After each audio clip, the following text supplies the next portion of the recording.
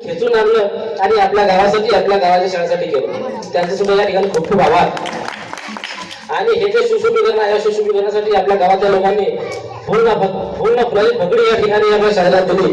त्या सर्व गावकऱ्यांचा सुद्धा मी खूप खूप धन्यवाद मानतो. त्या सर्वांची नावे मी या ठिकाणी वाचून दाखवणारच आहे. आणि माझी सर्वांना विनंती आहे, जे काही लोक राहिले असतील ते मला मी उद्या देतो, परवा देतो. जे काही लोक राहिले असतील त्यांनी सुद्धा या ठिकाणी समोर येऊन आपली लोकवर्गणी जमा करावी अशी मी आपल्या सर्वांना विनंती करतो.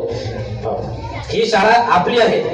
या शाळेचं सुशोभीकरण आपणच करू शकतो. शिक्षक लोक हे नाममात्र आहेत.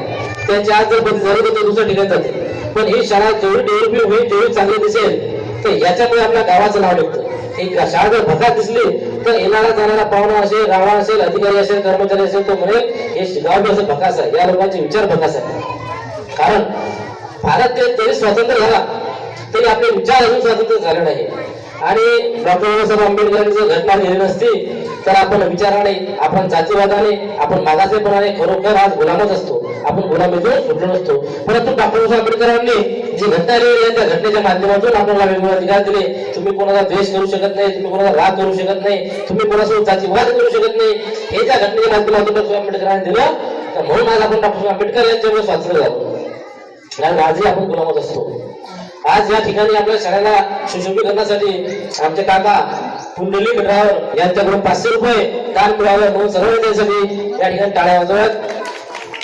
अजून कोणाला भरभरून शाळेला प्रेम द्यायचं असेल, दान द्यायचं असेल तर द्यावं.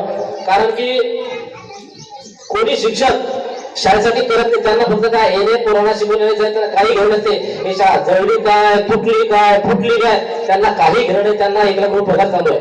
परंतु त्यांचे आभार माना तेवढे कमी. त्यांनी स्वतःच्या पगारातून 25,000 50,000 रुपये शाळेला खर्च केले आणि अजूनही त्यांची तयारी या शाळेला खर्च करण्याची आहे. म्हणून अशा शिक्षकांचा सुद्धा आपल्याला गौरव वाटतो.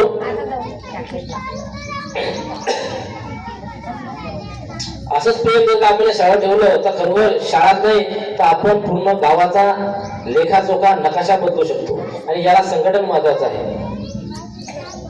याच्यानंतर